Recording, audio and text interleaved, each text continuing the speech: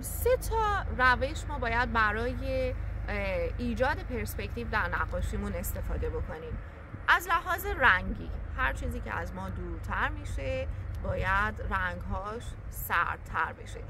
من نقاشی‌هایی رو میبینم که از لحاظ تکنیکی خیلی زیبا اجرا شدن، اما از دوردست طبیعت رو که نگاه میکنیم در اون نقاشی‌ها از یه رنگ سبز، از یه توناژ سبز استفاده شده تا همین روبرو، در صورتی که در پرسپکتیو رنگ ها تغییر میکنن. رنگی که در دوردست ما میبینیم با رنگی که در نزدیکی میبینیم متفاوته.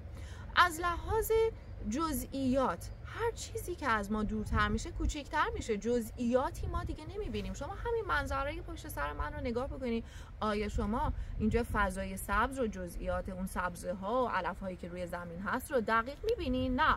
اما نزدیکتر من دارم جزئیات این سبزه ها و چمن هایی که روی زمین قرار گرفته رو میبینم. خب پس تو نقاشی هم شما باید این رو استفاده بکنید که نقاشی شما عمق داشته باشه، حجم داشته باشه، بعد داشته باشه. خب این یک دیگه از مفاهیم پرسپکتیو هستش.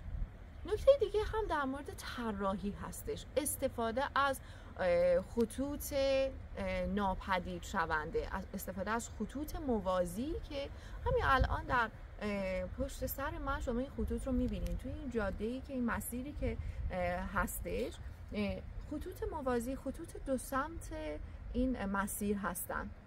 اینا خطوط موازی هستن. در ریاضی یا در واقعیت اصلا خطوط موازی همدیگر رو قطع نمی‌کنن، به هم نمیرسن، اما به چشم محدود انسان این خطوط همدیگر رو قطع می‌کنن و به هم دیگه در یه نقطه‌ای میرسن.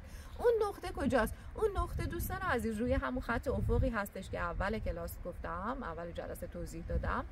این خطوط ناپدید شونده، این خطوط موازی، vanishing lines به هم روی اون خط افق میرسن که بهش میگن نقطه گریز یا vanishing point.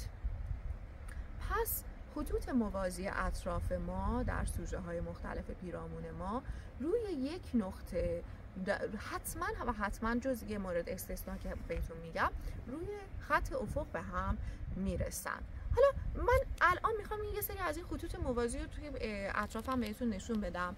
قبل از اون یه توضیحی در مورد دوره بگم خدمتتون. ببینید من در هر جلسه سعی میکنم که تصاویری رو بیارم براتون و این تصاویر رو از حالا یه سری از عکسایی هستش که خودم گرفتم، یه سری هم عکسایی هستش که توی حالا اینترنت و فضای مجازی پیدا کردم و به نظرم سوژه های خوبی برای نقاشی هستن. میخوام که این تصاویر رو از لحاظ پرسپکتیوی برای شما بررسی بکنم. از روی هر عکسی میگردم پرسپکتیوش رو بهتون توضیح میدم، سوژه هایی که هستش رو، و بعد طراحیش رو میکنم در حد چهارچوب کلی، سایه نمیزنم، فقط طراحی پرسپکتیو انجام میدم براتون.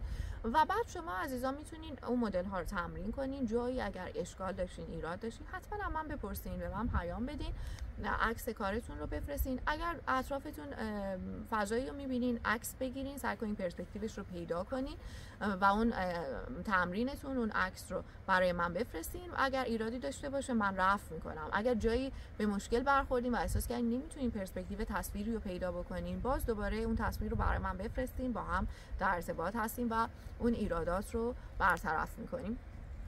من فکر میکنم که این دوره بتونه کمک بکنه که شما در نقاشی، نه معماری، ببینین قطعا مبحث پرسپکتیو در معماری مبحث پیچیده تری هستش، سخت‌تر هستش، سنگین تر هستش. من میخوام هدفم اینه که پرسپکتیو رو برای نقاش ها ساده تر توضیح بدم، به زبان خیلی ساده، حتی شاید از یه سری از کلمات خیلی خیلی ساده و عامیانه‌ای هم استفاده بکنم، فقط برای اینکه در ذهن شما این غول پرسپکتیو رو از بین ببرم و شما در حدی که در نقاشی احتیاج هستش، در طراحی احتیاج هست، بتونین از پرسپکتیو به خوبی استفاده کنین.